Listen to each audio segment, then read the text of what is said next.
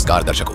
कलयुग के इस माहौल में जहां समाज में बहुत सी भ्रांतियां प्रचलित हैं, तो उन भ्रांतियों से बाहर निकलने के बाद जब व्यक्ति सत्य की खोज करता है तो उसको केवल प्रमाण ही सत्य की तरफ ले जा सकते हैं, क्योंकि सच्चाई प्रमाणित होती है और भ्रांतियां निराधार। इसी प्रकार एक सच्चा साधक जो ईश्वर की खोज में भटक रहा होता है, अक्सर उसको भी सत्य तक पहुंचने से पहले बहुत सी भ्रांतियों से होकर गुजरना पड़ता है।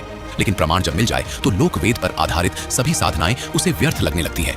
राजस्थान में अलवर के रहने वाले नाहर जी को भी सत्य ने ही प्रभावित किया, एक ऐसा सत्य जो उन्हें तमाम परंपरागत साधनाओं की सच्चाई से अवगत करवा गया। नाहर जी हनुमान जी के उपासक थे। छत्तीसगढ़ में बाबा धाम कावड़ भी लेकर गए, 84 कोस की परिक्रमा भी की।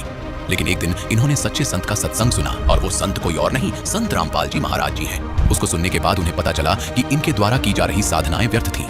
फेसबुक के माध्यम से एक दिन इन्होंने संत रामपाल जी महाराज जी के सत्संग में भगवान की वास्तविक सच्चाई का ज्ञान हुआ और देवी देवताओं का स्तर पता चला। इस बात ने इन्हें अचंभित कर दिया, लेकिन सामने दिखाए गए प्रमाणों ने इन्हें सत्यता पर दृढ़ किया। तभी से नाहर जी की जीवन शैली में बड़ा बदलाव आया है। संत जी की शरण में जाने के बाद इन्हें अनेकों लाभ मिले। इनका और इनके पिता का नशा छूट गया। इनको हाईवे की दुर्घटना में जीवन दान मिला। पैरों में दर्द की समस्या थी, वो ठीक हुई। आखिर ये सब चमत्कार कैसे इतनी आसानी से हुए? कौन सा सत्य इनके सामने आ अड़ा? ये सब अब आपको नाहर जी स्वयं बताएंगे। सुनिए नाहर जी का जीवन वृतांत। सर नमस्कार। नमस्ते सर। सर क्या नाम है आपका? नाहर सिंह मीना।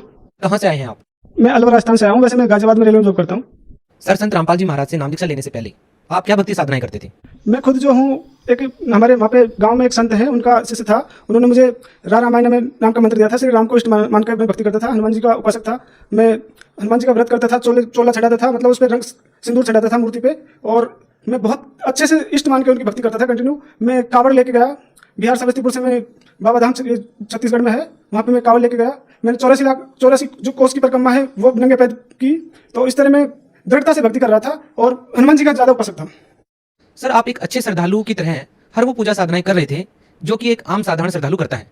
तो सर हमारा सवाल ये है कि आप जो पहले भक्ति साधनाएं कर ही रहे थे, तो फिर आप संत रामपाल जी महाराज की शरण में क्यों आए?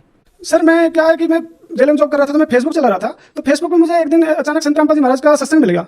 तो मैं सत्संग देखता रहा तो काफी दिन देखता रहा, 10-15 दिन देखता रहा। मैंने फिर उसमें देखा कि इसमें बता रहे हैं संत रामपाल जी महाराज की ब्रह्मा विष्णु महेश, इनके माता पिता कौन है और ब्रह्मा विष्णु महेश की कितनी जन्म आयु है। तो ये देख के मैं शॉक्ड रह गया कि ये क्या ब्रह्मा विष्णु महेश की जन्म मृत्यु होती है। तो परमात्मा की दया से संत रामपाल जी महाराज ने ऐसा ज्ञान बताया उस सत्संग में कि मैं अचंभित रह गया। मेरे पैरों तले जमीन नहीं खिसक गई। इस तरह मुझे अनुभव हुआ कि एक संत, एक साधन संत जो इतना अनमोल, इतना हाई लेवल का ज्ञान बता रहे हैं, जो ब्रह्मा विष्णु महेश की उम्र बता रहे हैं।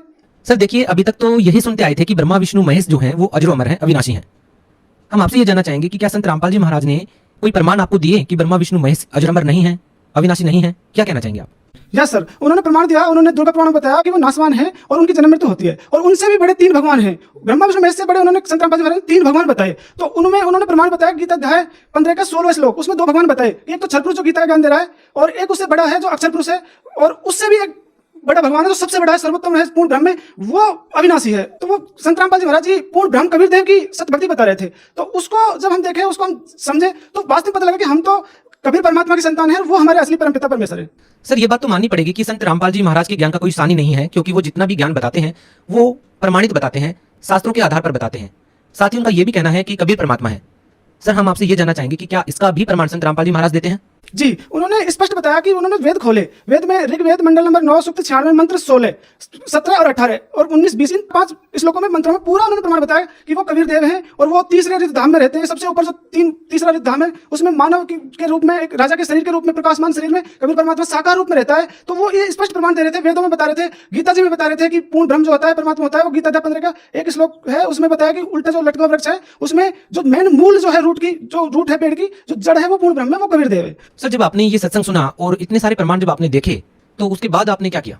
ये सर, जब मैंने ये देखा तो मुझे उसमें पता लगा कि ये ब्रह्मा विष्णु महेश जो हैं, ये जो भक्ति इनकी हम कर रहे हैं, ये तो गलत कर रहे हैं, और ये तो हमको लाभ ही नहीं दे रहे। इनकी हम भक्ति करते करते इतने मतलब दृढ़ता में है, इतना सब कुछ कर रहे हैं, फिर भी हमको समस्या आ रही है। मुझे खुद को जो है मुंह में छाले होते थे। मैं रेलवे में एम्प्लॉय हूँ, और मैंने मतलब डॉक्टर से काफी बार इलाज कराया कि मुंह में महीने में 1 या 2 बार कम से कम छाले हो जाते थे। मैं दवाई खा के थक गया था। मेरे अंदर क्रोध ज्यादा रहता था, मैं गुस्से में ज्यादा, मतलब कोई भी बात पे गुस्सा करता था, परिवार वालों से गुस्से में झगड़ा कर लेता था।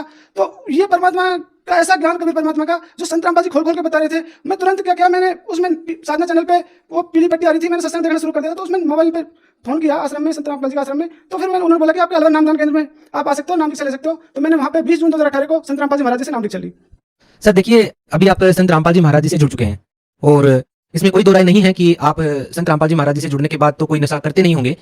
क्या संत रामपाल जी महाराज से जुड़ने से पहले कोई नशा करते थे आप? सर आपको एक्चुअली बात बताऊं कि मैं जो हूँ मेरे यार दोस्तों के साथ जैसे बियर पीना, जैसे सिगरेट कभी कभी पी लेना, इस तरह मैं छुप के नशे कर लेता था। मैं सबके सामने नशा नहीं करता था। पर मैंने सत्संग में संत रामपाल जी महाराज जी के माध्यम से जाना कि अगर कोई एक बार भी शराब पीता है तो उसमें स्पष्ट लिखा हुआ है, मदिरा पीवे कड़वा पानी 70 जन्म सोने के जानी। अगर कोई एक बार शराब पीता है तो उसका 70 बार कुत्ते का जन्म भोगना पड़ता है। तो दूसरी चीज, हम मांस भी खा लेते थे। हम मेरे समाज में रहे, जन्म हुआ है तो हम मांस खा लेते थे। मांस का खिलाने का हम बहुत अच्छा एक इज्जत सम्मान मानते थे। तो ऐसी गलतियां कर रहे थे हम। तो हम जब संत रामपाल जी महाराज जी से जुड़े और तब उनके हमने नियम देखे तो नशा करने की तो बात दूर, किसी को कराना भी नहीं चाहिए, और मांस खाने की तो बात दूर, किसी को खिलाना भी नहीं है। तो ये चीजें जान के हमको बहुत अच्छा लगा। हमारे ये वहीं से ये हमारी शुरुआत हो गई। मेरा वो नशा वहां से छूट गया।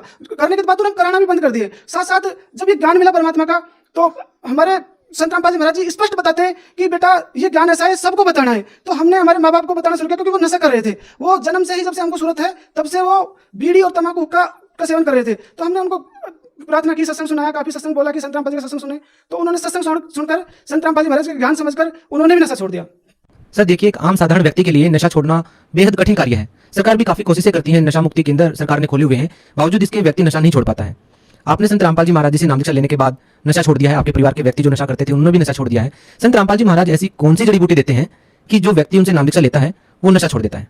संत रामपाल जी महाराज हमें सत्संग में ऐसा ज्ञान बताते हैं, ऐसा मार्मिक ज्ञान, सत्ज्ञान बताते हैं जो शास्त्र प्रमाणित है। उससे हमको आत्मा का ज्ञान हो जाता है, वो परमात्मा का ज्ञान हो जाता है। तो उससे हम ऑटोमेटिक उस सत्ज्ञान से, नशे से दूर हो जाते हैं।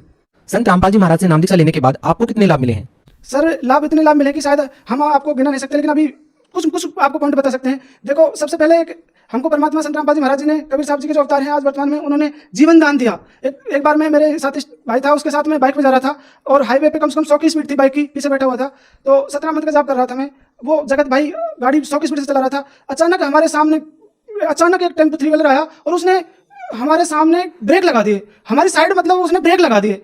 तो जिस साइड हम जा रहे थे उसी साइड उसने ब्रेक लगा दिए। तो फिर हमारे जो ड्राइवर भाई थे उन्होंने भी तुरंत ब्रेक लिया। तो परमात्मा ने ऐसी दया की, कम से कम हमारी बाइक 20 फीट उसके पीछे पीछे फिसली, और वो 20 फीट फिसलती हुई एक साइड में एक जगह खड़ी कर दी संत रामपाल जी भगवान ने। तो उस दिन हमारी दोनों की मौत थी।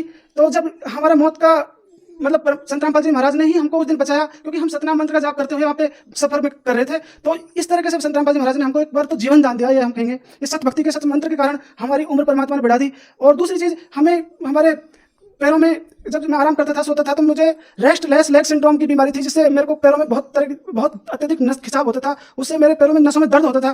तो मैंने दवाई भी कराई थी, लेकिन दवाई का कोई समाधान नहीं निकला। रेलवे की दवा खा के मैं थक गया था। उस दवा के खाने से मेरे को छाले भी बढ़ गए थे। मुंह में एक महीने में 2 बार छाले हो जा रहे थे, इतनी दवा खा रहा था मैं। तो फिर परमात्मा संत रामपाल जी महाराज ने ऐसी दया की कि वो मेरे पैरों की दर्द भी सही कर दिया। मेरे अंदर पहले बहुत गुस्सा था।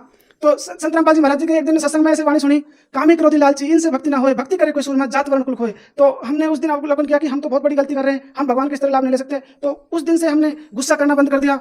और कभी परमात्मा ने, मेरे पेट में दर्द होता था खाने के बाद में, तो परमात्मा ने ऐसी दया की कि वो कम से कम 5-6 साल से दर्द चलते ही आ रहा था। तो आज हम सतनाम का मंत्र का जाप करते हैं तो वो दर्द भी आज गायब कर दिया। परमात्मा ने इतने अनेक लाभ दिए हैं। मेरा बड़ा भाई एक बार ऐसे ही रोड पे अकेला बाइक चला के लेके जा रहा था। अचानक रोड पे अकेला वो फिसल के इतना तेज गिरा कि वहीं अचेत हो गया। उसको दूर से लोग देख रहे थे, तो लोग आए, भागकर दौड़कर उसको उठाया और हमारे घर पहुंचा दिया। तो घर पहुंचाने के बाद में उसको काफी देर बाद में होश आया। अगर वो संत रामपाल जी महाराज की भक्ति में नहीं होता और कबीर परमात्मा की सच्ची भक्ति नहीं करता रहता तो आज वो हमारे साथ नहीं रहता। आज परमात्मा ने उनकी उम्र बढ़ा दी। मेरे पिताजी को बवासीर की बीमारी थी। उन्होंने काफी देसी दवाई कराई, डॉक्टर से दवा कराई। दास जब भी जाता था तो वो दुखी होकर पैसे मांगता था, तो दास पैसा देता था, लेकिन उनको इलाज नहीं हो रहा था, उनकी समस्या का समाधान नहीं हो रहा था। तो संत रामपाल जी महाराज की असीम कृपा से, उस भक्ति से उनको जब सतनाम मंत्र मिल गया तो उनकी वो बीमारी भी धीरे धीरे कम होती गई और आज वो बिल्कुल स्वस्थ हैं। हमारी माता और पिता नशा करते थे, तंबाकू बीड़ी हुक्का पीते थे, आज वो भी नशा नहीं करते हैं।